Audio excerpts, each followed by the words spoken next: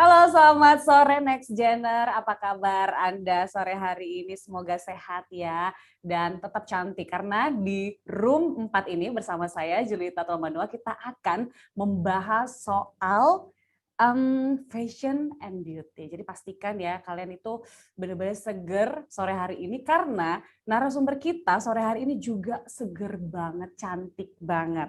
Tapi sebelum kita langsung ke dialog kita sore hari ini, kita berbincang dengan narasumber.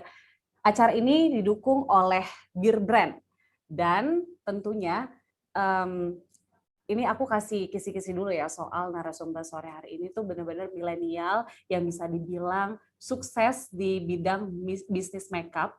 Dan mungkin kalau penggemar makeup terutama yang lokal, tapi lokal yang kualitasnya bagus ya, tentunya ini udah gak asing lagi dengan narasumber kita sore hari ini. Saya pun salah satu penggemar dari brand ini. Siapa dia? Ini dia, Naya Tinanda Nabila, CEO dari Rollover Action. Halo, sore Mbak Naya. Halo Mbak. Tuh kan bener kan, Halo seger Mbak banget Julia. kan narasumber kita. Halo Bener-bener semuanya. menyegarkan sekali sore hari ini. Jadi ini pakai Rollover Action ya? Pakai dong. Dan Kita saya pakai produk bener-bener loh, Mbak sendiri. Naya itu saya penggemar dari Rollover Reaction. Oh Waktu itu iya, salah iya. satu edisinya adalah Kala Senja kan, itu banyak banget diburu kan. Jadi bener-bener Iya, waktu itu itu produk limited edition kita. iya kerjasama sama selebriti gitu ya. Jadi bener-bener kayak aduh Betul. kapan nih ada lagi karena beberapa kali tuh habis. Jadi bener-bener harus nunggu di websitenya gitu. Nah, tapi sebelum kita ngobrol, ini aku mau jelasin sedikit ya soal background dari Mbak Naya sendiri. Tinanda Nabila ini co-founder dan CEO Rollover Reaction. Ini adalah brand kosmetik generasi milenial dan Gen Z. Ini benar ya segmennya milenial ya? Iya, Mbak Naya? betul. Betul ya?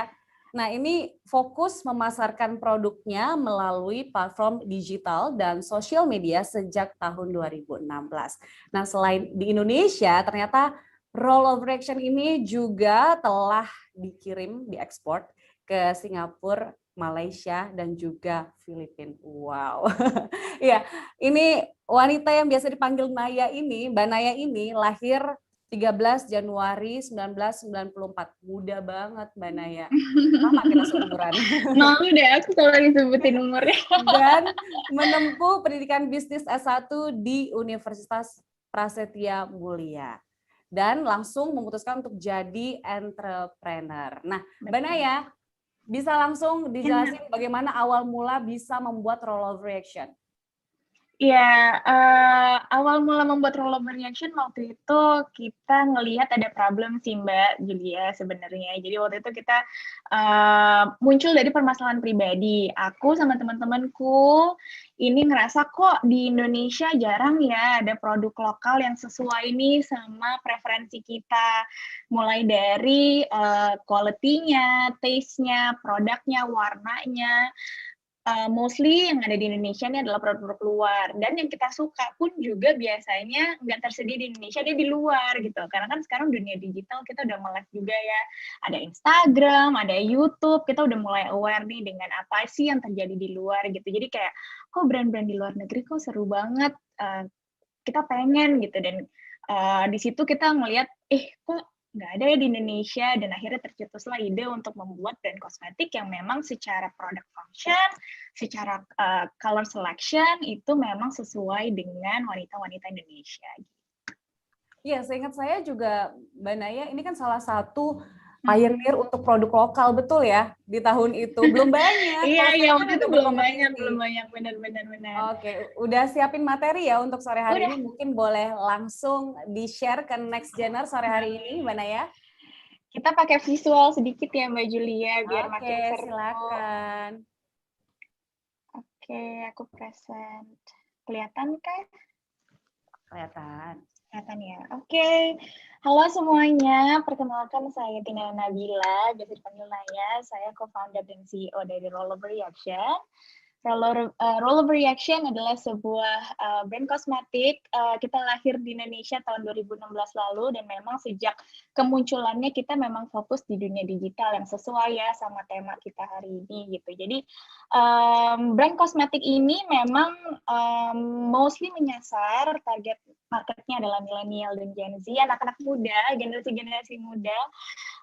Karena kita ngelihat juga bahwa generasi muda ini tuh pilihannya tuh sangat sedikit waktu itu. Jadi akhirnya kita tercetuslah ide untuk daripada anak-anak muda ini beli di luar negeri, beli produk luar negeri, kita buatlah produk Indonesia, produk lokal yang nggak kelihatan ini produk lokal dan bisa bersaing dan compete dengan produk luar negeri juga. Gitu. Akhirnya muncullah Rollover Reaction yang produk-produknya emang kita desain khusus untuk anak-anak milenial yang sangat-sangat mobile, sangat-sangat high activity. Kita buat produknya very practical, fast free, jadi gampang banget digunain dan nggak ribet sama sekali. Kita nggak perlu tools atau brush untuk menggunakan produk-produk ini gitu. Dan beberapa produknya pun juga multifungsi.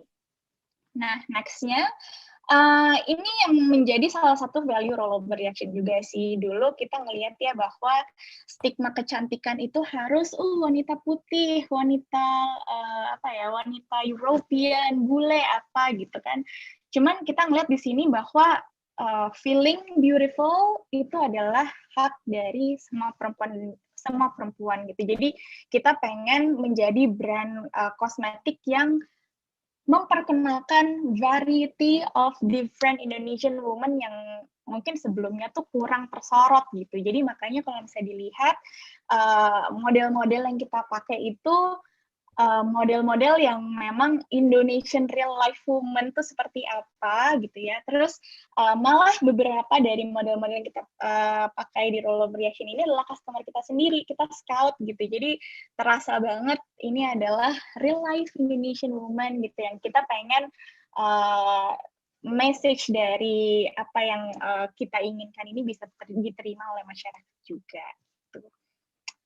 Lalu untuk distribusinya sedikit aja mengenai Rollover Reaction, kita sekarang memang heavy di digital ya. Jadi selain ada rolloverreaction.com, kita juga ada di beberapa e-commerce. Lalu kita juga mempunyai flagship store di Plaza Indonesia. Jadi teman-teman yang ada di Jakarta bisa mampir juga ke toko. Lalu di tahun 2020 kita buka international shipment to Singapore, Malaysia, dan Filipina. Ini toko kita yang di Plaza Indonesia. Ini memang kita buat benar-benar kayak apa ya, beauty playground, kita nyebutnya kayak gitu. Jadi teman-teman yang datang ke sana bisa mainan sepuasnya, bisa main bawa teman-temannya juga, karena konsepnya beda dari beauty store lainnya. Nah, ini kita ngomongin digital marketing ya. Jadi kalau misalnya di Rollover Reaction, memang kita heavy-nya itu di social media untuk memperkenalkan produk kita. Mulai dari tahun 2016 tuh udah ada di Instagram, YouTube, Facebook gitu. Dan paling baru nih ada namanya TikTok, fenomena TikTok. Mungkin teman-teman juga udah pada tahu. Kita memang untuk memperkenalkan Rollover Reaction itu sangat terbantu banget sama social media gitu ya. Bagaimana rapid growth of digital landscape ini tuh bisa membantu kami banget sebagai brand kosmetik baru untuk bisa bersaing dan bisa dikenal lebih cepat dan lebih luas lagi dalam waktu yang cukup singkat gitu sih. Jadi bagus banget. Nah, ini adalah beberapa produk kita. Ini kita memang specially design, kalau misalnya teman-teman bisa lihat, specially design untuk apa ya, bisa dibilang kayak insta-worthy design packaging. Jadi semua hal yang ada di warnanya, packagingnya, dusnya, sampai packaging pengirimannya, itu semua kita benar-benar put through design wise, gimana caranya teman-teman yang beli itu bisa, pas dapet tuh happy gitu ya, bisa di snap, di share lagi balik ke social medianya gitu. Nah, ini adalah beberapa awards yang kita punya juga dari beberapa media seperti Cosmopolitan, Female Daily, ada di Device Asia juga. Nah, masuk ke intinya nih, sebenarnya hari ini aku mau share juga sih kayak bagaimana sih bisnis prosesnya sampai akhirnya Rollover Reaction bisa di tahap yang sekarang gitu. Mungkin bisa membantu teman-teman juga. Kalau misalnya ada yang nanya apakah ini instan, tentu jawabannya tidak ya. Jadi ini adalah bisnis proses yang kita lakukan. Jadi ada beberapa tahapan yang based on experience. Ini yang selalu kita lakukan lah untuk mulai dari ideasi sampai akhirnya terjadi sebuah produk gitu, output. Yang pertama kita harus mencari permasalahan dan menyasar target marketnya siapa. Lalu yang kedua kita do research terhadap target market tersebut. Benar nggak sih hipotesa terhadap permasalahan yang kita rasakan ini benar-benar dirasakan oleh orang lain juga.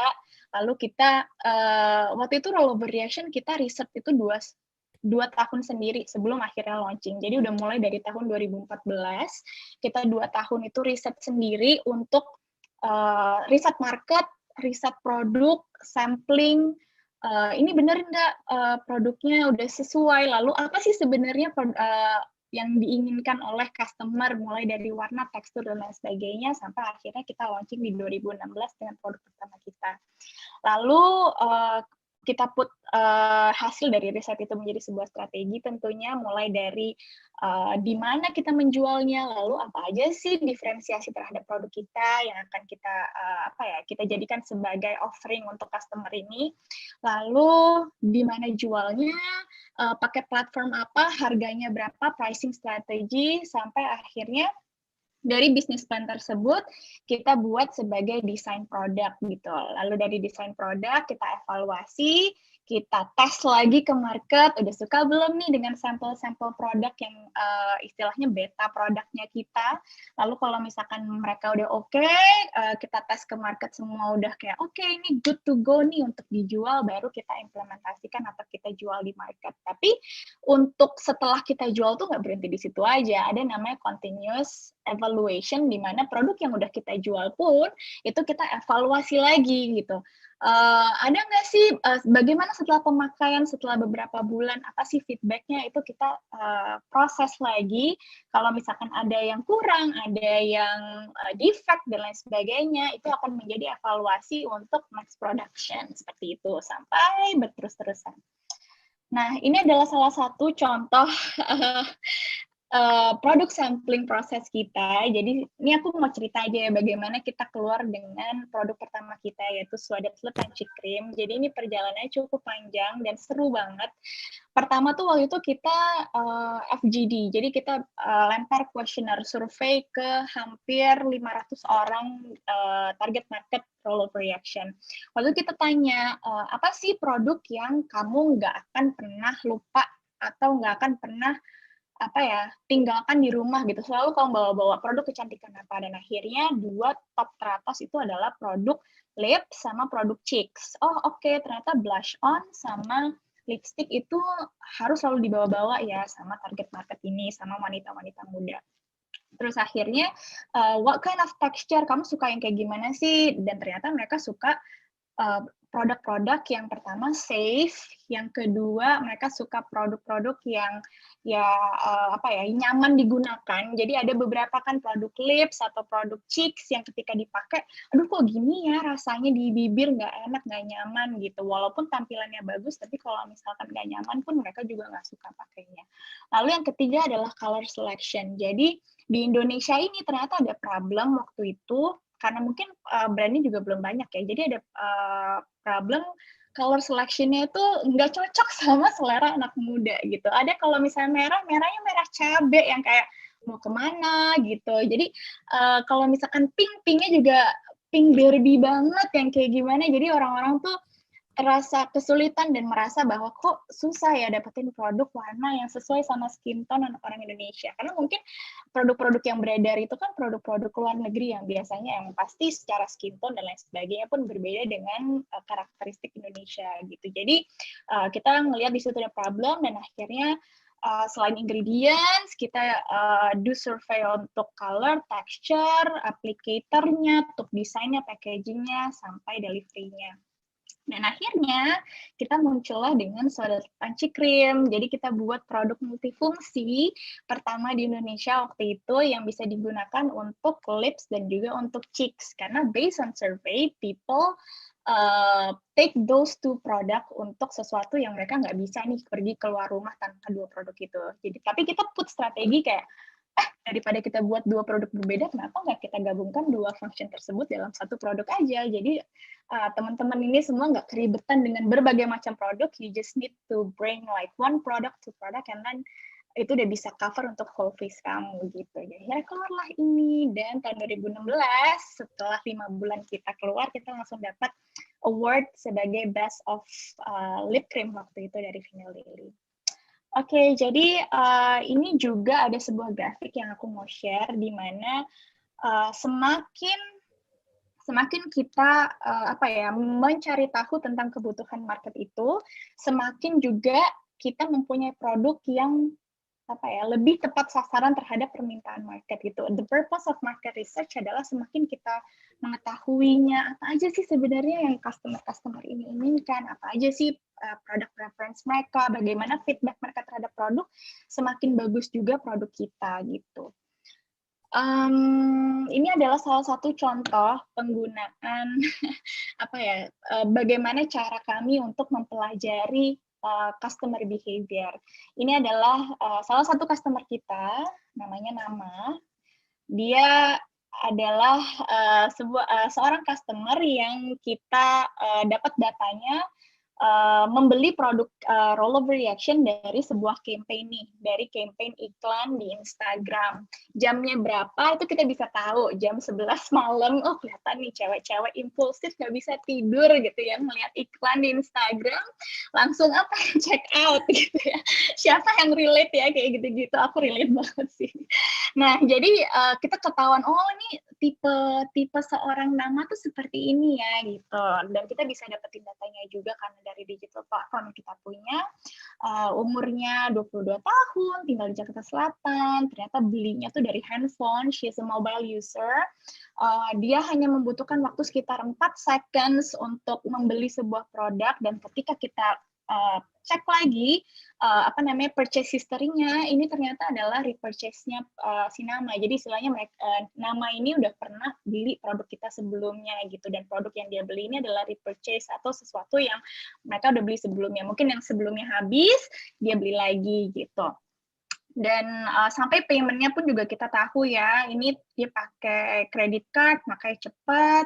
Terus setelahnya si Nama ini share di Instagram media, udah pakai nih produk-produknya rollover reaction, dan tag kita di Instagram atau web. Jadi journey seorang customer itu kita tahu mulai dari pre-purchase, apa sih yang membuat dia untuk decide membeli sebuah produk, sampai terus kayak what kind of campaign yang working for her, sampai akhirnya dia purchase, bagaimana purchase journey-nya, dan akhirnya post purchase atau setelah dia beli ya, dia sharing ke teman-temannya. Nah, jadi di era digital seperti ini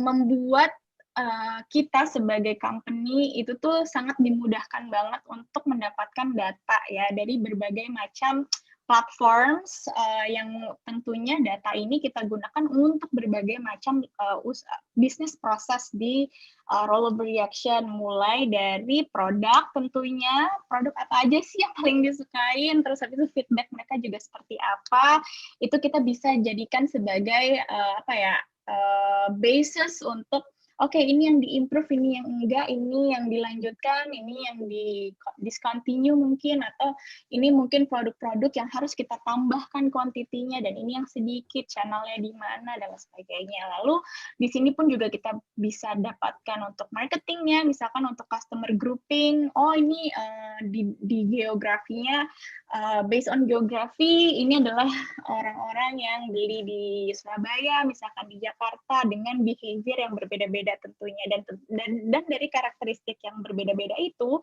kita jadi bisa untuk membuat the right message, the right content for every type of group of people, group of customer gitu. Oh, misalkan untuk orang-orang di Surabaya, kita mau bikin kontennya seperti ini nih, karena itu yang paling working untuk mereka. Karena untuk yang di Jakarta juga berbeda, di Bali berbeda, karena konfigurasinya berbeda-beda gitu. Jadi ada juga kita grouping untuk customer yang udah repurchase atau yang new customer, itu bisa beda juga. Untuk yang udah pernah beli, kontennya seperti ini, hai ayo beli lagi, udah mau habis kan misalkan.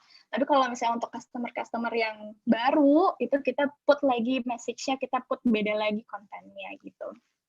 hasilnya apa? Ya tentunya dengan data-data ini kita bisa membuat efektif budget spend sih untuk semua advertising yang kita lakukan gitu.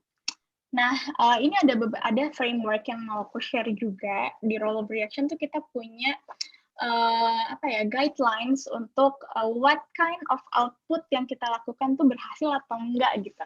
Output apa sih yang berhasil, output apa yang enggak. Nah, ini kita pakai namanya ASAS. Jadi di sini ada, sebentar ya.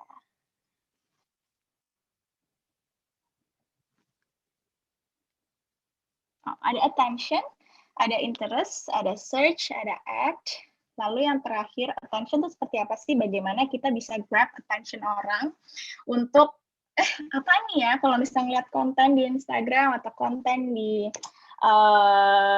Google Ads, gimana caranya supaya konten tersebut tuh bisa grab attention dengan contoh misalkan dengan foto yang menarik, dengan desain yang menarik, dengan message yang menarik, copywriting yang menarik itu itu menjadi salah satu hal yang harus checklist nih, attention, grabbing people attention. And then yang kedua, nggak cuma attention doang, tapi juga harus interest. Mereka jadi kayak, pengen tahu lebih lanjut bagaimana caranya untuk dari konten yang kita buat, itu orang tertarik untuk mencari tahu lebih lanjut. Misalkan ya kayak bentuknya kayak promo atau produk baru gitu, misalnya produk baru. Dari situ kita gimana caranya supaya orang tuh klik dan mencari tahu tentang produk baru tersebut dengan copywriting-nya kah, tadi dengan desainnya kah, atau dengan warna, komposisi konten yang baik gitu. Atau video, mungkin zaman sekarang juga banyak kayak di video. Lalu yang ketiga adalah search, bagaimana itu tadi ya orang tertarik untuk akhirnya mencari tahu, dan yang keempat adalah act, yaitu purchase, dia membeli produk yang kita iklankan atau kita jadikan sebagai konten.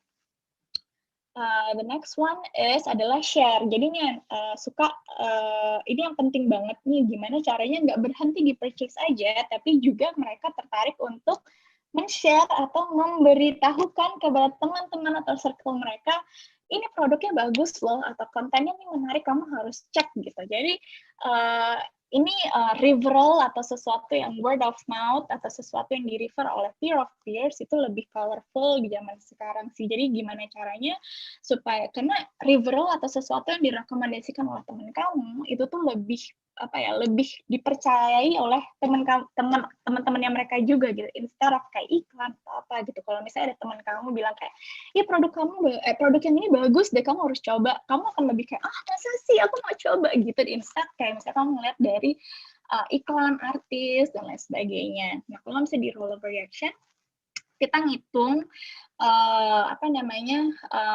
satu matriks lainnya, yaitu adalah advokasi. Jadi nggak cuma berhenti di share aja ke temannya, tapi dia juga mengadvokasi itu tadi, kayak kamu harus coba, ada kata-kata kamu harus cobanya. Ini tuh adalah sesuatu yang kita nilai juga gimana caranya customer kita, orang-orang yang udah beli Rollover Reaction ini bisa merekomendasikan produk kita ke teman-temannya mereka lagi. Dan ini kita hitung namanya dengan Net Promoter Score atau NPS. Ini ya ada beberapa data yang teman-teman bisa lihat juga, bahwa 90% people itu lebih percaya dari rekomendasi teman-teman, family, peers, instead of daripada advertising. Lalu contohnya juga nih kayak seperti dari research McKinsey, 20-50 consumer itu memang sekarang masih depends dengan word of mouth untuk purchase behavior mereka. Dan kalau misalkan dari Google sama Ogilvy malah lebih tinggi lagi ya, sekitar 74%. Jadi word of mouth itu benar-benar powerful banget, apalagi di Indonesia, apalagi perempuan-perempuan ini ya, dengan grup-grup WhatsApp-nya, dengan grup-grup di Instagram-nya, seperti itu.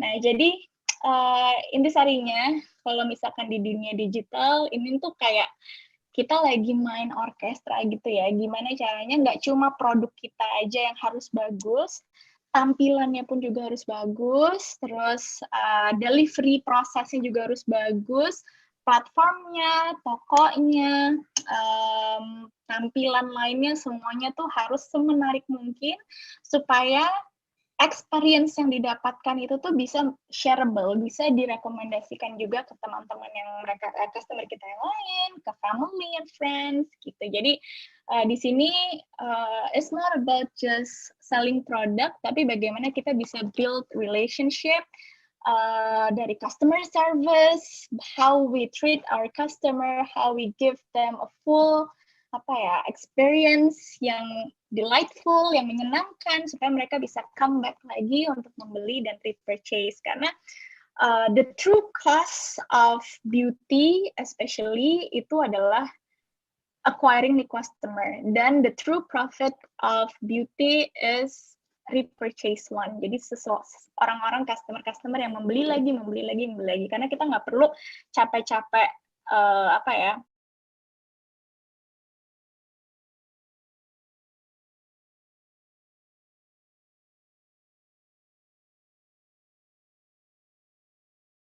Semoga bisa bermanfaat juga.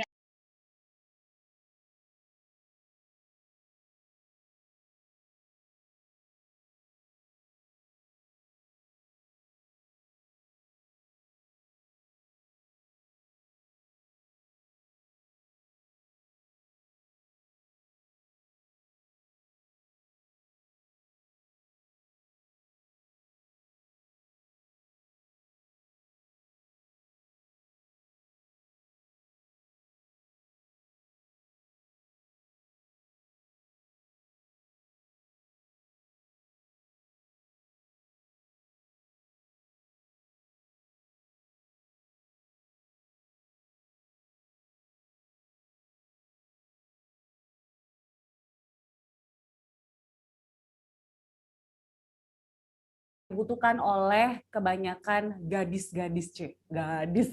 perempuan Indonesia gitu kan, color selection, makanya memutuskan untuk pakai banyak model-modelnya juga yang skin colornya itu Indonesia banget gitu ya. Iya, yang relate banget lah sama Indonesian woman ya. Iya. Nah, kalau misalnya kulit kayak Julita kayak gini agak brownie bisa jadi model nggak, Mbak? Bisa dong.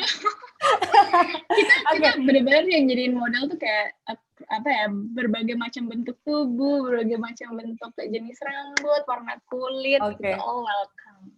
Oke, Mbak Naya, nah udah muncul lagi nih. Ini Mbak Naya pasti banyak banget ya para peserta atau next gener ini penasaran. Boleh ditanya nih, para next gener yang mungkin mau bertanya soal apapun untuk memulai usaha.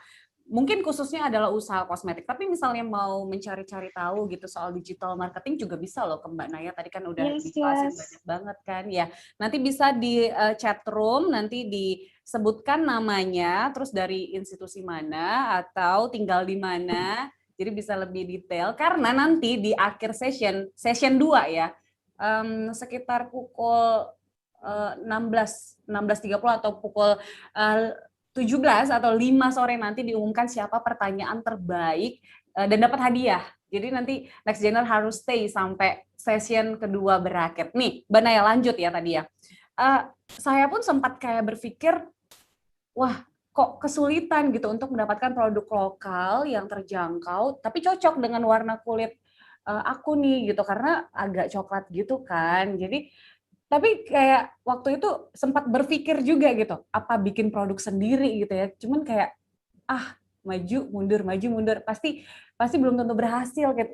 Dan saya yakin tuh kayak banyak banget next gener ataupun orang lain yang berpikiran yang sama gitu kan, kayak maju nggak ya, mundur nanti takut gagal kayak gitu. Mulainya dari mana gitu. Nah akhirnya bisa benar-benar maju itu gimana, mulai di usia yang sangat muda itu gimana caranya? Jadi mungkin sebelumnya aku juga mau share ya, bahwa memang kalau misalkan bikin bisnis itu emang nggak mudah sih, Mbak. Jadi memang pasti banyak sekali challenges dan banyak sekali problem yang harus kita hadapi. Dan sebagai entrepreneur memang kita harus berani untuk taking risk sih, bahwa semua bisnis itu pasti ada resikonya gitu, dan pasti ada permasalahannya, tergantung bagaimana mental kita mau untuk oke, ayo kita tertantang untuk challenge tersebut gitu. Yang penting value atau apa ya, solusi yang mau kita tawarkan itu apa ya, lebih bermakna lah daripada challenge-challenge yang akan kita hadapi nantinya gitu. As long as misalkan nanti customer kita akhirnya jadi nggak kesulitan lagi untuk dapetin produk yang bagus, nggak harus jauh-jauh dapetin dari luar negeri atau nggak harus merogoh kocek yang apa ya, mahal untuk sebuah beauty product gitu. Itu lebih apa ya, lebih worth it lah, lebih bermakna. Dan jadi feel kita juga untuk let's overcome these challenges gitu. Jadi kalau misalnya ditanya apakah mudah, memang enggak, tapi kita semua punya punya ketekunan untuk ayo selesaikan satu-satu permasalahan tersebut gitu. Kan pasti nanti ada jalannya juga sih. Nah, mungkin salah satu yang penting juga ya untuk bisa memulai adalah dukungan orang sekitar sama partner nih. Partner bisnis tuh kayak harus kawin gak sih Mbak Naya? Benar-benar satu visi misi gitu ya. Gimana akhirnya menemukan ada partner yang satu visi misi mau jalan bareng gitu. Partner kita, aku tuh berempat, sebagai co-founder kita tuh berempat untuk inisiasi Rollover Reaction waktu itu. Kita teman satu kampus dan emang kan udah terbiasa juga kali ya dengan environment ngerjain tugas bareng, terus habis itu dengan environment untuk mungkin anak-anak yang udah biasa ngerjain tugas kelompok itu udah kebiasa ya untuk bagi tugas, partnya ini apa, part ini apa gitu. Dan itu yang ngebantu Rollover Reaction banget sih di awal-awal, karena kita tahu juga si A nih perannya apa, si B misalkan di finance, si C di operation, si D di marketing gitu kan. Jadi kita semua mempunyai kelebihan masing-masing yang kita pengen tonjolkan dan menutupi gitu kekurangan masing-masing juga gitu. Jadi saling membantu, dan pemilihan partner itu sangat krusial sih, karena menurut aku untuk membuat sebuah bisnis kamu nggak bisa ngerjain itu sendiri. It's not an individual kind of thing. It's all about teamwork. It's all about generating ideas from more than two hats gitu. Jadi kayak dari bagaimana kita bisa mengumpulkan ide-ide dari orang ini sampai akhirnya jadi sebuah ide yang paling bagus gitu, jadi sebuah action plan juga gitu. Oke, nah tadi itu kalau dengar ceritanya Mbak Naya tuh bahkan sebelum launch itu ada proses 2 tahun loh. Kayak benar-benar harus sabar banget nggak sih 2 tahun? Kunci adalah sabar. Iya, benar-benar trial and error begitu ya. Nah, tapi sebenarnya itu adalah kendala ataupun tantangan yang tersulit nggak yang dihadapi selama sebelum preparation atau di tengah-tengahnya nih yang paling sulit dihadapi?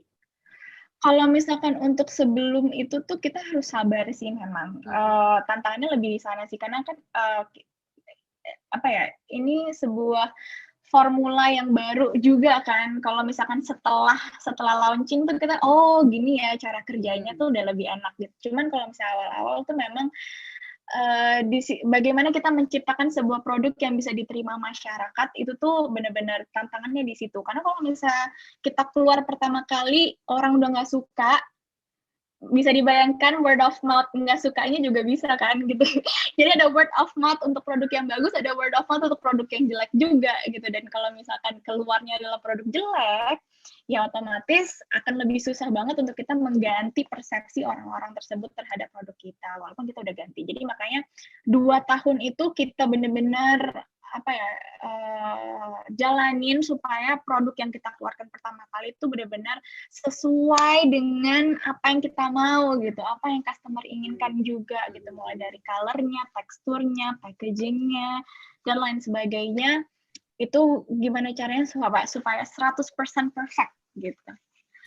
Iya ya, kalau seingatnya Julita tuh ya waktu awal juga itu dapatnya itu adalah word of mouth juga dari teman gitu yang bilang kalau mau cari warna ini mendingan Rollover Reaction gitu. Bener loh, the power word of mouth itu bener banget ya.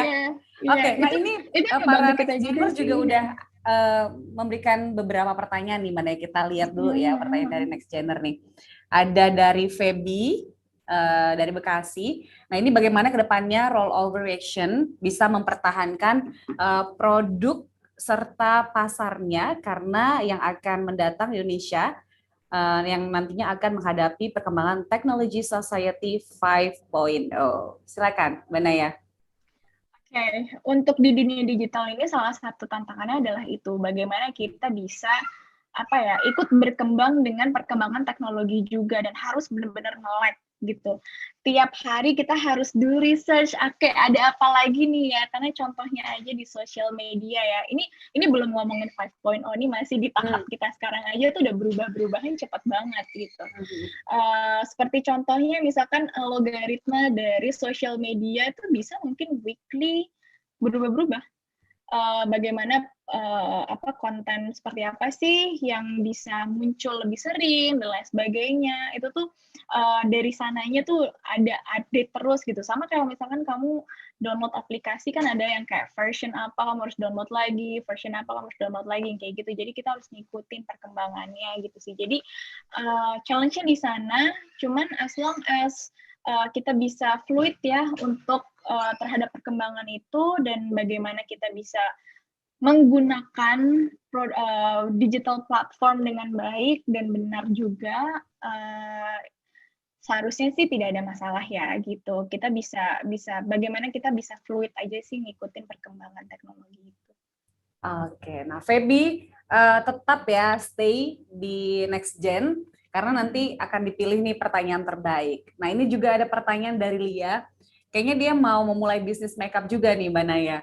Bagaimana cara mulai bisnis? Tadi sebenarnya udah dijelasin sedikit ya. Nah, ini bagaimana harus bersaing dengan influencer yang sudah terkenal, udah punya nama. Nah, ini menarik nih, karena kan banyak tuh selebriti-selebriti yang mencoba masuk ke bisnis makeup gitu, karena ngelihat pasarnya gede banget kan di Indonesia. Gimana tuh Mbak Naya?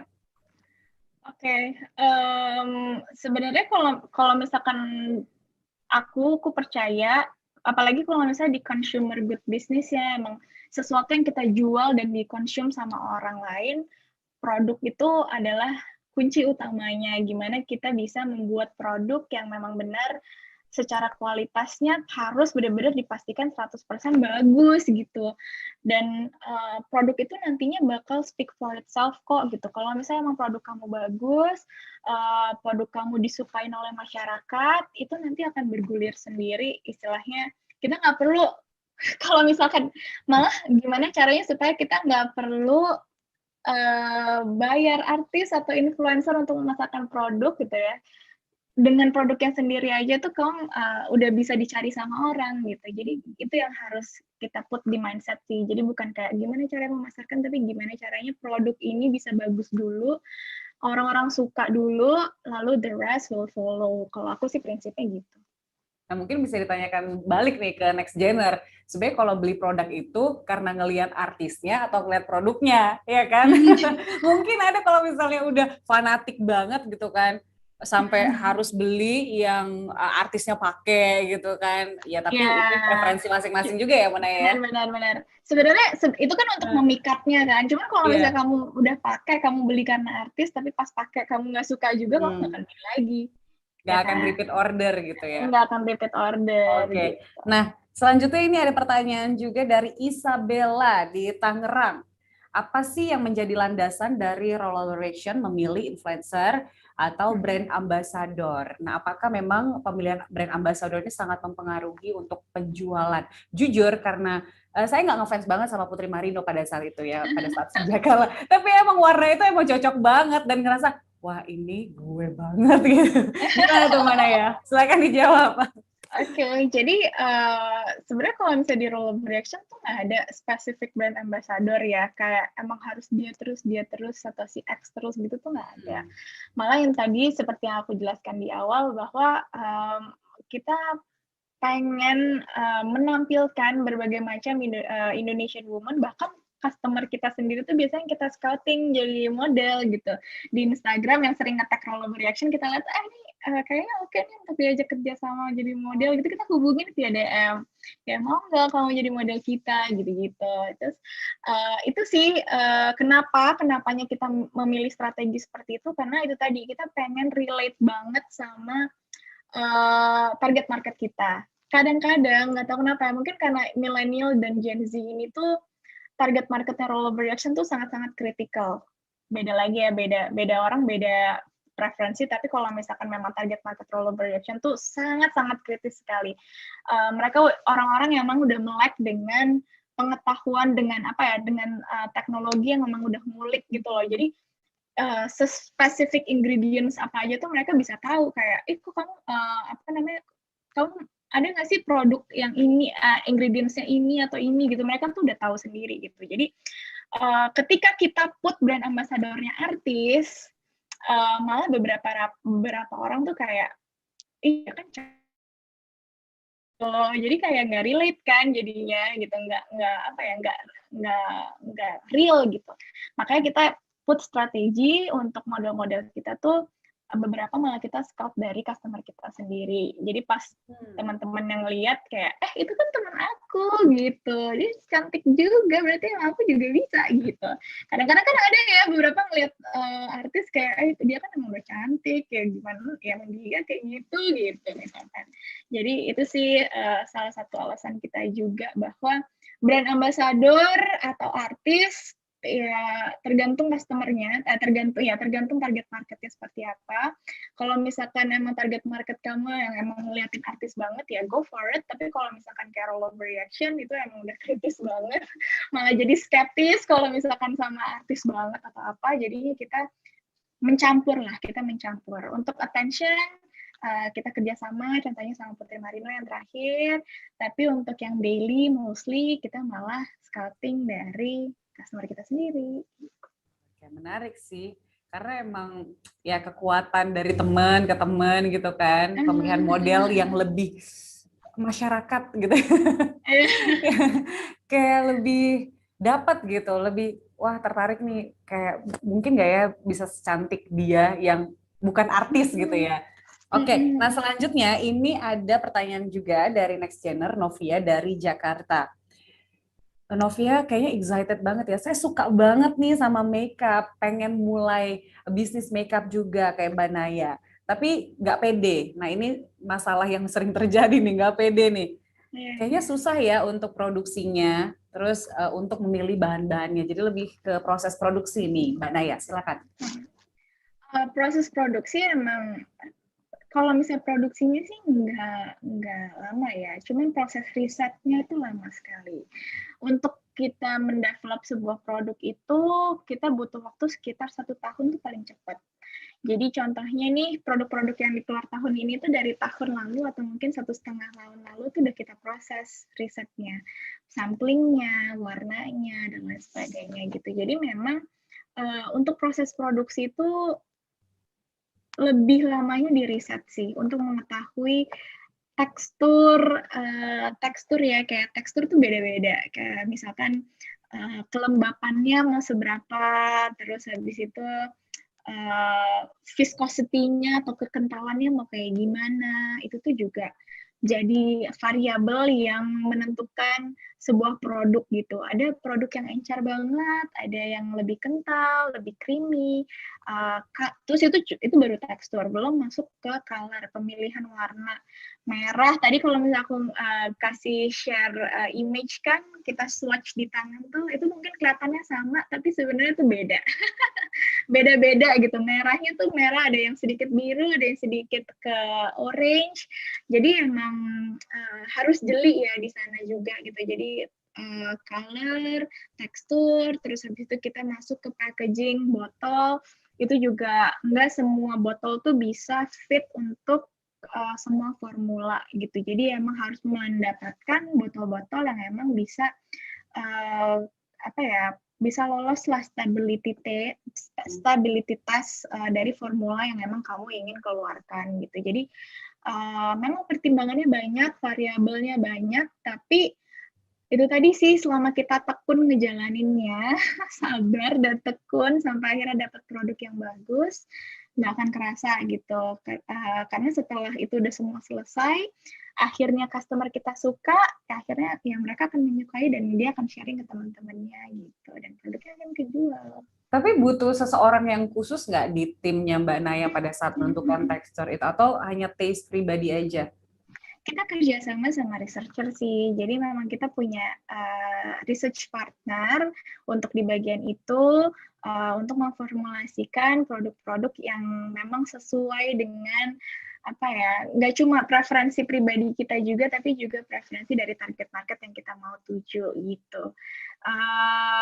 Harus sih untuk di beauty industry khususnya, balik lagi ya kalau misalkan formulasi produk itu sesuatu yang jadi key activity-nya.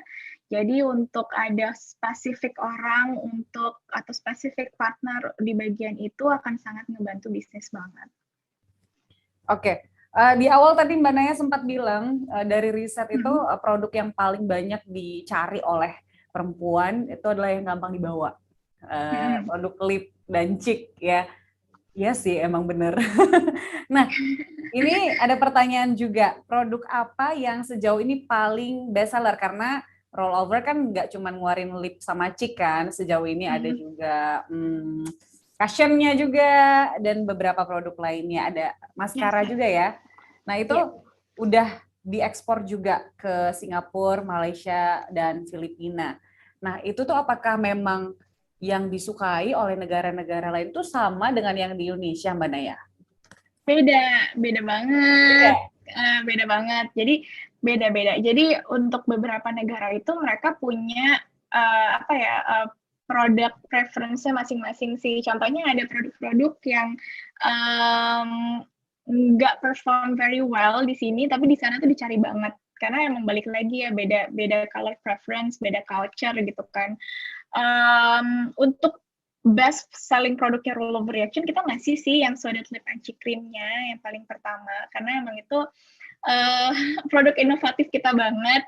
Satu produk tuh bisa untuk lip and cheek, jadi bisa untuk bibir kamu, bisa untuk pipi kamu, dan color selection kita tuh emang dikenal apa ya, kayak very daily, jadi bisa dipakai untuk sehari-hari, warna sehari-hari banget, bisa untuk sehari-hari, tapi kalau misalkan kamu pergi untuk pesta juga tuh bisa juga gitu. Jadi itu masih menjadi salah satu produk kita yang paling dicari juga gitu. Yang kedua, cushion kita tuh yang paling baru itu tahun 2018 atau 2019 kalau nggak salah, 2019 tuh cushion kita keluar, dan itu waktu itu kita prediksinya bakal kejual mungkin sekitar 1 tahun lah baru habis, puluhan ribu produk waktu itu, tapi ternyata habisnya 2 bulan sold out. Jadi waktu itu langsung ada waktu di mana kita harus harus produksi ulang lagi, dan membutuhkan waktu itu 3 bulan untuk produksi ulang. Jadi ada waktu di mana emang sold out-nya lumayan lama, sekitar 3 bulanan gitu, karena proyeksinya nggak sesuai dengan realitanya, harusnya setahun, ternyata habisnya 2 bulan gitu. Oke, Mbak Naya, ngomong-ngomong soal ekspor juga, itu awal ceritanya bisa buka shipment ke negara-negara tetangga itu gimana? Apakah memang banyak demand dari sana awalnya atau gimana sih? Jadi kita membuka shipping ke luar negeri itu nggak serta-merta kayak yaudah kita mau buka gitu, enggak. Balik lagi based on data, based on demand dari customer kita juga, ternyata banyak. Mungkin karena dibantu oleh dunia digital juga ya, kita sekarang audience Rollover Reaction tuh nggak cuma ada di Indonesia aja, tapi juga ada di Singapura, Malaysia, dan Philippines itu tadi, Vietnam juga ada. Nah di sini kita ngelihat mana sih yang paling banyak untuk request Rollover Reaction ada di sana, dan akhirnya kita buka live shipping ke sana gitu. Oke, nah untuk prosesnya sendiri shipping ke sana tuh ribet nggak? Enggak sih, nggak ribet. Kita hanya butuh untuk meregistrasikan produk kita aja. Habis itu setelahnya kita tinggal cari provider kurir yang bisa direct shipping ke sana gitu. Oke, jadi sebenarnya nggak seribet itu kalau misalnya ada teman-teman yang mau mulai bisnis, kemudian mau mencoba untuk ekspor, ya Mm-mm. nggak seribet itu dan bisa Ya, asal dicari ya dokumennya sebenarnya banyak, lengkap, asal dokumennya asal dokumennya lengkap. lengkap. Mm-mm. Oke. Kalau itu yang biasanya bikin lamanya di sana kalau misalnya dokumennya nggak lengkap. Mm-mm. Oke, nah ini ada pertanyaan juga dari Isabella, masih dari Isabella. Ini seberapa penting sih konsep dan praktek dari cruelty free bagi brand rollover fashion? Yes, rollover reaction salah satu value-nya itu juga cruelty free. Jadi kita nggak melakukan animal testing atau sesuatu yang harmful untuk lingkungan. Salah satu produk kita yang paling baru malah kita buat inovasi packagingnya itu bisa didaur ulang. Jadi memang konsep not only like cruelty free tapi eco living tuh juga sekarang sangat diperhatikan ya, apalagi khususnya untuk millennial dan Gen Z udah sangat aware sekali dengan isu tersebut gitu, dan itu yang kita lihat sebagai brand beauty pun juga harus keep up gitu ya dengan isu-isu yang memang dijadikan sebagai concern dari target market kita gitu. Cruelty free penting, eco living itu tadi, bagaimana kita bisa menjaga bumi kita dengan baik, itu juga menjadi recent concern yang paling prioritas lah untuk generasi muda-muda ini. Tapi dari awal untuk pemikiran soal cruelty free itu, Mbak Naya? Iya, kalau cruelty free emang kita dari awal, jadi kita nggak animal testing, tapi kita tim testing. Jadi yang tes aku juga. Tim-tim kita di Rollerbration di kantor tuh yang testing guys, jadi tenang aja, aman. Oke, nah ini ada pertanyaan lagi dari Next Gener. Ada Kezia Pratiwi dari mahasiswi pendidikan Tata Rias UNJ. Nah, bagaimana cara kita mengumpulkan tim yang kompeten dalam membuat suatu brand kosmetik? Apakah cukup saya misalnya yang memiliki basic makeup bekerja sama dengan teman yang memiliki basic farmasi untuk membuat suatu brand kosmetik? Silakan Mbak Naya. Sebenarnya tergantung banget sih dengan target marketnya siapa, terus habis itu bisnis plannya juga seperti apa. Jadi aku nggak bisa ngasih formula saklek ya, kayak misalkan cukup atau enggak atau seperti apa, karena itu semuanya tergantung produk atau brand kamu tuh mau dipasarkannya seperti apa dan value propositionnya atau keunikannya tuh apa sih gitu. Kalau misalkan waktu itu rollover reaction kita dimulai tuh berempat, jadi ada yang memang di operation, ada yang di product development, ada yang di marketing, dan ada yang di finance. Jadi emang cukup ramai sih berempat. Tapi waktu itu kita kebantu banget karena kita juga waktu itu kan kita masih fresh graduate ya, jadi emang belum ada pengalaman khusus nih untuk memulai sebuah bisnis kosmetik, dan dengan adanya 4 kepala itu dengan expertise masing-masing itu bisa ngebantu akhirnya Rollover Reaction pertama kali keluarin produknya langsung bisa diterima oleh masyarakat juga. Oke, Mbak Naya, kita lanjut ya ke pertanyaan next genre lainnya. Ini untuk modal awal usaha. Itu gimana sih? Bagi yang mau mulai usaha, pasti mempertanyakan, gede nggak sih biayanya? Jadi untuk memulai sebuah bisnis, pasti itu menjadi salah satu concern utama ya. Modalnya gimana sih gitu. Untuk modal kita cari partner financing sih. Jadi waktu itu kita mencari investor, angel investor yang suka dengan visi kita, yang suka dengan bisnis plan kita, dan percaya dengan timnya bisa deliver sebuah bisnis yang bagus gitu. Jadi akhirnya seperti itu sih. Kalau misalnya ditanya model tuh nomor 2 sih menurut aku bisa dicari as long as business plan dan produk kamu emang bagus.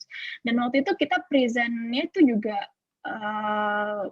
profesional ya, jadi kita udah bawa juga ini loh produk yang kita mau buat, kamu cobain, kamu suka atau enggak, kalau misalnya dia juga suka, dia punya trust yang besar juga, partner ini punya trust yang besar juga bahwa produknya akan berhasil gitu.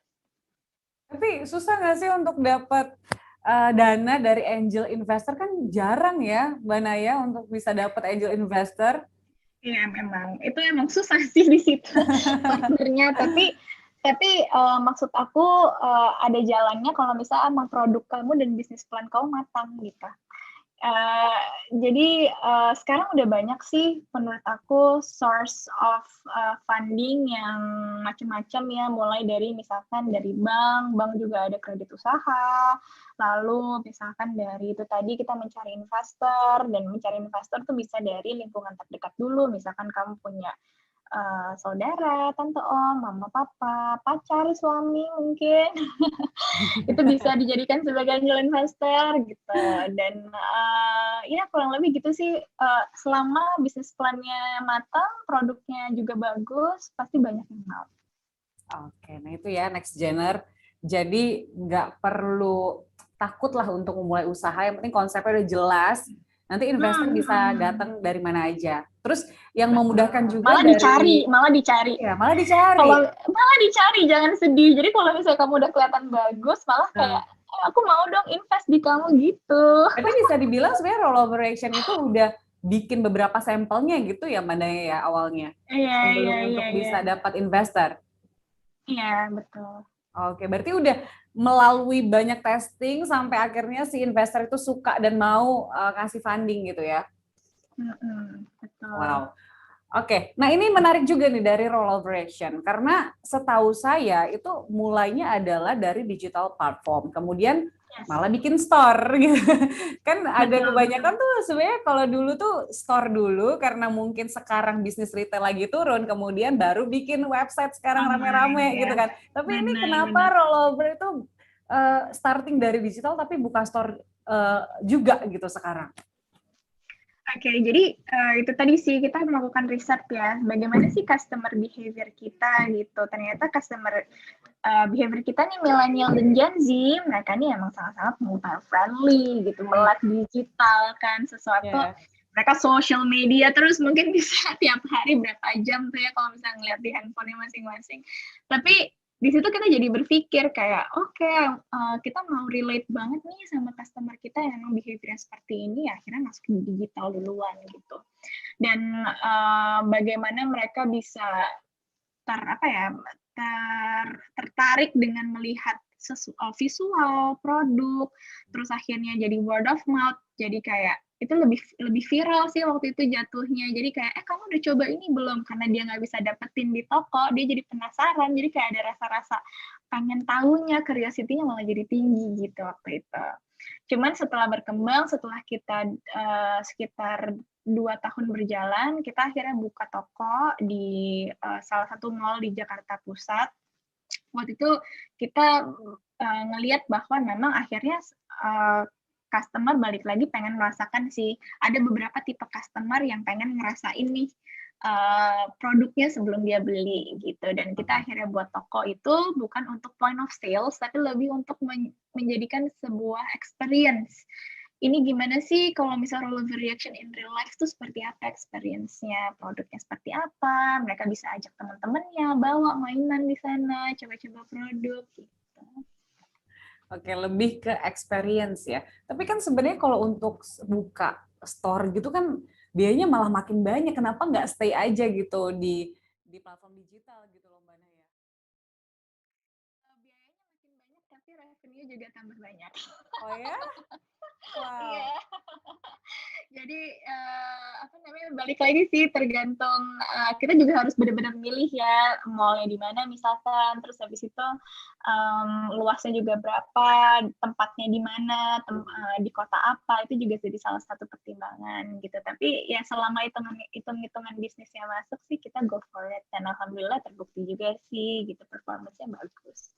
Tapi bikin riset juga dong untuk sampai buka store gitu di mall yang berada di tempat yang sangat strategis itu. Jadi kita pakai pop up dulu Mbak, kita nggak langsung buka store, kita test marketnya pakai pop up. Dan waktu kita pop up itu kan sementara ya, cuma 2 bulan waktu itu. Nah, itu ternyata antusiasme tinggi banget. Di sana itu pada ngantri ratusan orang dari jam 8 pagi. Tokonya belum buka, mallnya belum buka, mereka udah ngantri. Jadi di situ kita kayak, hah, antusiasmenya tinggi banget ya gitu. Kalah dia waktu itu Apple, antriannya Apple kalah waktu itu, sampai bingung juga kita. Akhirnya ya di situ, oh ternyata emang ini waktunya deh untuk buka toko gitu, kita buat yang lebih permanen. Oke, berawal dari pop-up store ya. Nah, ini kan kita masih masa pandemi ya. Kalau berdasarkan data sih banyak banget sektor yang terdampak ya. Banyak banget lah, termasuk manufaktur, fashion itu benar-benar sangat terdampak banget. Orang mikirnya kayak ngapain belanja kan nggak kemana-mana gitu. Nah, kalau makeup sama nggak, Mbak Naya? Nah, makeup nih lucunya, walaupun kita nggak pergi kemana-mana, tapi aktivitas-aktivitas kayak meeting kayak gini itu masih berjalan ya Mbak ya. Apalagi untuk orang-orang yang kerja atau apa tuh pasti masih lah ada, walaupun work from home, tapi pasti adalah kita ketemu sama orang, baik itu baik virtual maupun enggak juga. Jadi kalau sekarang kebutuhan untuk kosmetik itu masih ada banget, cuman memang preferensinya berbeda gitu. Kayak misalkan nih untuk yang sekarang mereka lebih mencari produk-produk lipstick yang daya tahannya tuh lebih lama, contohnya yang nggak gampang smudge dengan masker, yang kayak gitu. Jadi kayak preferensinya berbeda aja gitu, compare sebelum COVID. Dan riasan mata itu juga jadi salah satu highlight kita sih di tahun 2020 kemarin gitu. Riasan mata tuh dicari juga sama orang. Eyeliner, karena kan sekarang udah pakai masker ya, jadi alis, produk alis kita tuh tinggi banget penjualannya juga dari semenjak COVID gitu. Jadi benar-benar harus ngelihat kesempatan di tengah pandemi ini gitu. Bikin tutorial ini juga zoomable gitu nggak, Mbak? Yang makeup biasanya, ya kan? Bener. Kita pakai sih waktu itu. Benar-benar harus kreatif gitu kan di masa pandemi. Kalau nggak ikutan terdampak gitu ya. Iya, kita harus melihat juga sih kondisinya sekarang kayak apa. Dan kita put a lot of adjustment juga di Rollover Reaction, mulai dari produknya, bagaimana kita menjual juga. Mungkin yang aku share baru tuh di rolloverreaction.com, kita buka virtual try-on. Jadi teman-teman bisa cek di web kita, kamu tuh kamu bisa masuk ke section page di mana kamu bisa coba makeup secara virtual. Jadi nggak langsung, jadi bisa pencet-pencet warnanya yang mana kelihatan nanti di bibir kamu kayak berapa akurat itu, Mbak Naya? Akurat, dicoba akurat aja, warnanya gitu, shade-nya. Iya. Mirip banget. Kita udah buat sedemikian rupa gimana caranya supaya mirip banget. Nah, itu penggunaan teknologi, itu sebenarnya seberapa penting sih, Mbak Naya, di bisnis makeup? Karena kan sebenarnya agak beda banget gitu kan, makeup sama teknologi. Tapi kalau digabungin jadi, wah gitu kan. Iya, itu kita makanya harus melek banget sih Mbak sama teknologi, apalagi di era sekarang ya, perkembangan teknologi itu benar-benar cepat banget. Kita bisa ini, bisa itu, dan sebenarnya intinya bukan karena teknologinya jadi, tapi bagaimana kita bisa memberikan experience atau service yang bagus banget untuk customer kita, bagaimana kita memudahkan hidup mereka gitu. Tapi di timnya Mbak Naya sendiri ada tim ahli untuk bisa IT juga, karena kan bisa dibilang salah satu core penjualannya kan adalah digital platform kan? Kita ada partner untuk IT sih gitu, jadi emang ada timnya khusus. Oke, nah mungkin bisa dijelaskan ya Mbak Naya ke para next gener ini untuk bisa mengelola bisnis makeup, apakah memang sebaiknya seperti Rollover Reaction untuk sekarang ya, memulai dari digital platform atau buka store aja dulu gitu dengan konsep-konsep yang beberapa tahun lalu begitu kan berhasil gitu untuk makeup. Menurut Mbak Naya gimana? Atau dua-duanya sah-sah aja kalau zaman sekarang? Dua-duanya sah-sah aja, tapi tergantung target marketnya lagi siapa dan di mana kamu menjual gitu. Kalau misalkan di target marketnya anak muda, terus habis itu di Indonesia, apalagi sekarang lagi masa COVID-nya, retail lumayan sih, orang-orang jarang ya pergi ke mall sekarang gitu. Walaupun udah mulai balik lagi, tapi masih ke-impact banget, menurut aku sih kurang wise kalau misalkan emang kita buka toko di awal, apalagi kan investment toko kan besar kan gitu. Iya, iya. Jadi selama kita bisa apa ya memasarkan produk kita dengan budget yang lebih murah atau dengan budget yang lebih apa namanya rendah, tapi dengan efektivitas atau skala yang lebih jauh lebih besar, itu digital banget gitu. Jadi aku saranin sih lebih ke sana kalau misalnya target marketnya pun juga yang like digital gitu. Oke, ini kita masih tunggu lagi ya pertanyaan dari para next gener yang tertarik banget untuk bisa bikin usaha di bidang fashion and beauty, terutama beauty di sini karena narasumber kita beautiful, Mbak Naya.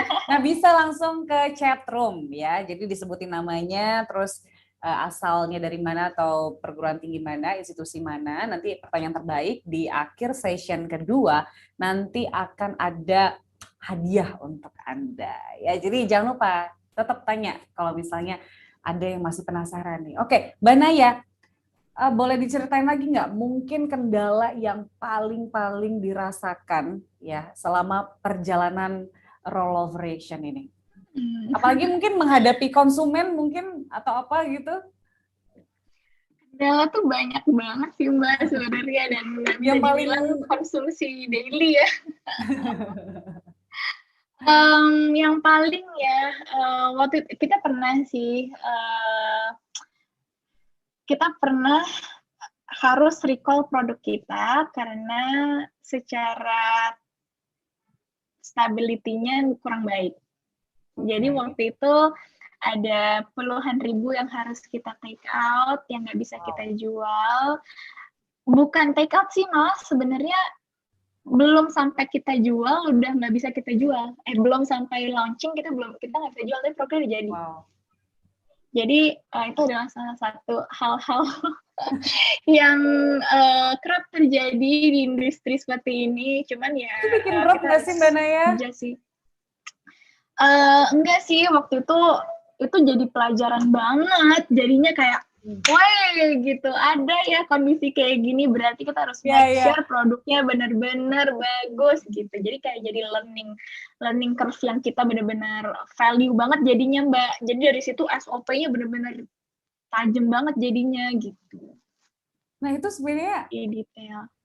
Apa-apa yang menjadi masalahnya? Berarti di persiapan tuh Mbak Naya?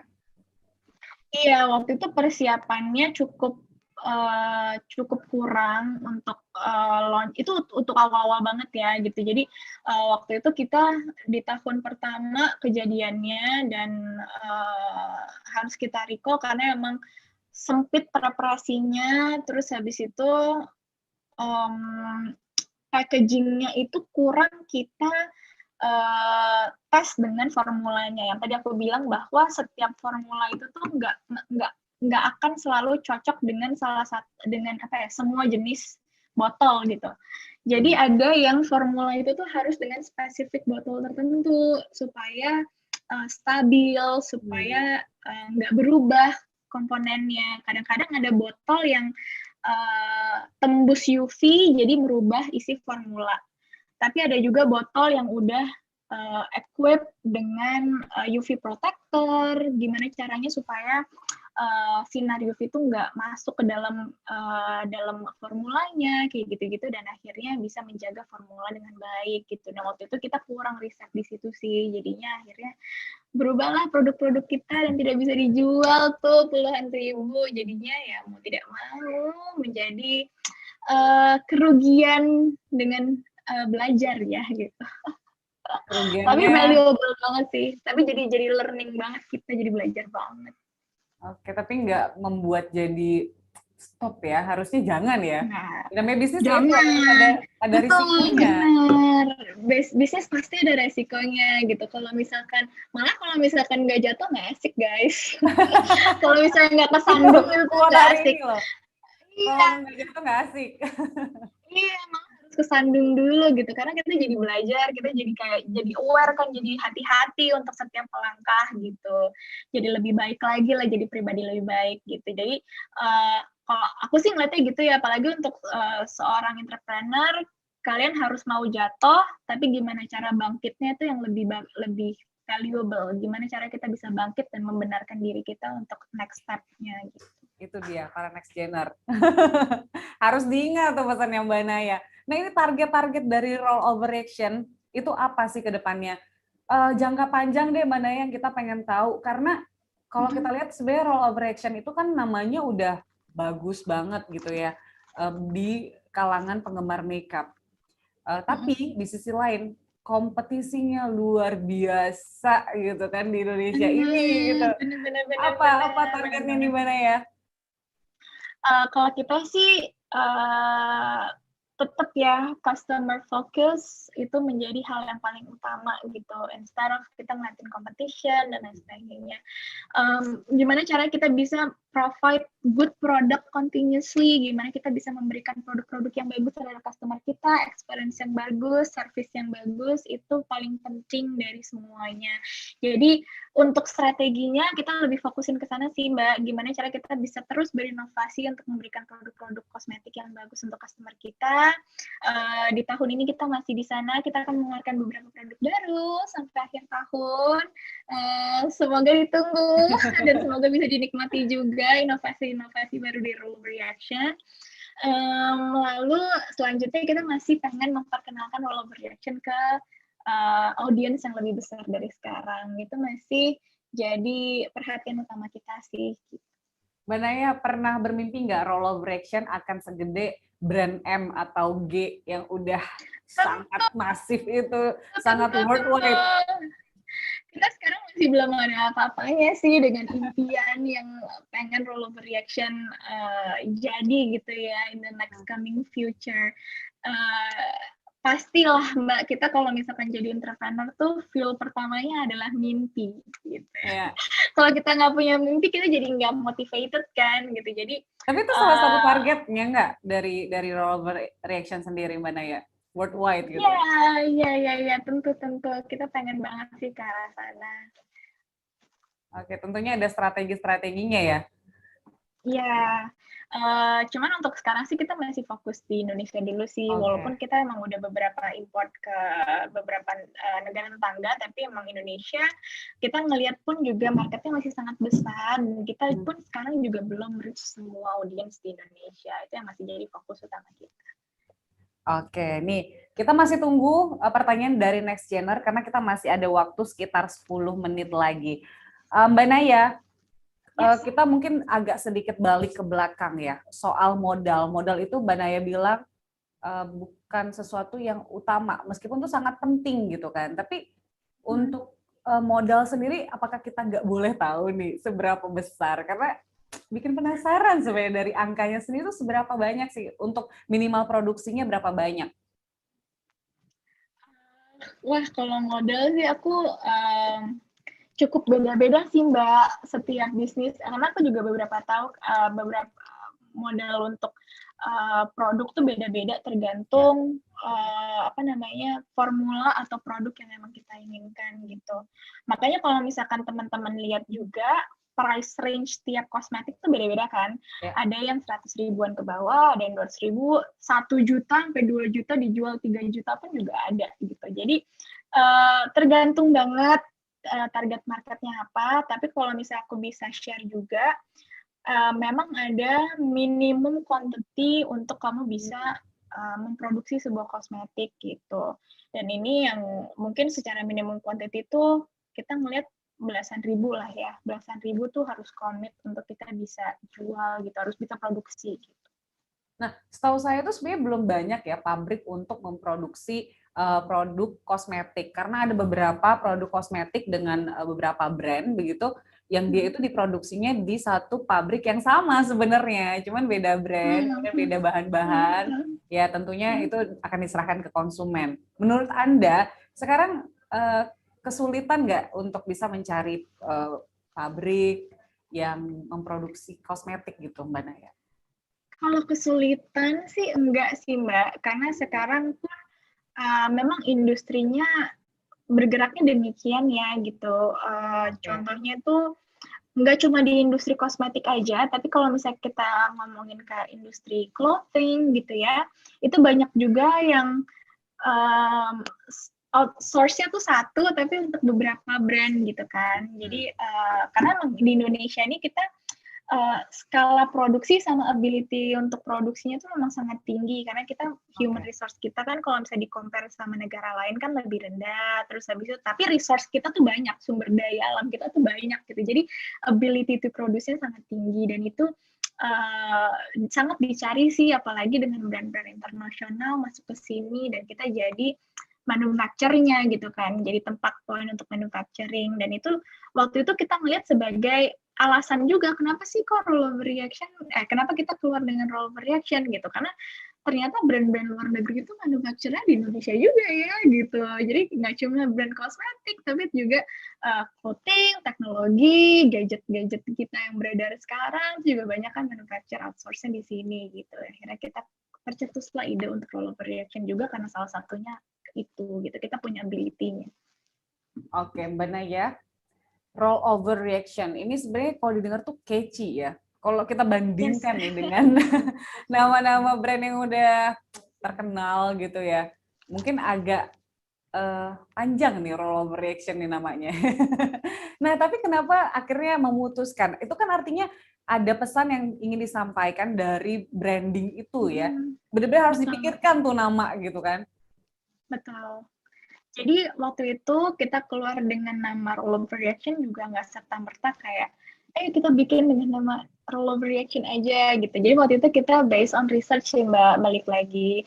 Waktu itu kita ngelihat ternyata memang ada stigma nih mengenai produk lokal saat itu yang cukup kental, bahwa produk lokal itu tuh jelek, produk lokal tuh kualitasnya tidak bagus, bikin sakit kulit, apa segala macam. Jadi ada stigma yang cukup kental tentang produk lokal saat itu gitu. Karena kan industri produk lokal waktu itu kurang berkembang seperti sekarang kan. Kalau sekarang orang-orang udah bangga banget pakai produk lokal. Cuman kalau misalnya dulu tuh belum seperti sekarang gitu kan. Jadi waktu itu kita ngelihat, oke, gimana caranya nih supaya produk kita nih setidaknya bisa dicoba oleh orang-orang dulu tanpa memperhatikan ini tuh sebenarnya produk dari mana sih. Akhirnya kita tercetuslah ide untuk rollover reaction. Ini kalau misalnya teman-teman membayangin juga persepsi utamanya tuh bukan kayak, ini bukan produk lokal kayaknya nih, nggak tahu produk dari mana, tapi kayaknya bukan produk lokal. Nah, akhirnya kita pengen sih dapetin persepsi seperti itu, akhirnya kita pertama kali keluar dengan nama rollover reaction yang global, namanya universal ya, nggak teridentifikasi dengan negara tertentu, karena itu alasannya gitu. Dan namanya sendiri itu sebenarnya mempunyai arti Mbak Julia. Kalau di-translate kan namanya reaksi yang berulang ya. Jadi itu adalah doa juga untuk kami, gimana caranya supaya customer kita tuh mau membeli produk rollover reaction dan menikmati secara berulang kali gitu. Oke, branding adalah doa, branding power kayaknya ya. Tapi itu penting banget ya Mbak Naya ya. Penting. Oke. Jadi ketika misalnya mau mulai bisnis, itu mikirin nama brandnya dulu, atau produknya dulu, apa aja, atau bahannya apa aja, yang mana nih duluan nih Mbak Naya? Kita waktu itu sih produk duluan sih, produk duluan kita jadi fokus, terus nama baru kedua, brandnya. Oke, luar biasa banget diskusi kita sore hari ini, sangat menginspirasi, apalagi buat saya juga, buat teman-teman yang sangat into di dunia fashion and beauty, lebih spesifiknya. Terima kasih banget nih Mbak Naya. Nah, kita ada pengumuman untuk pemenang pertanyaan nih Mbak Naya ya. Yes. Tadi ada Novia dari Jakarta yang bertanya soal produksi. Nah, selamat kepada Novia.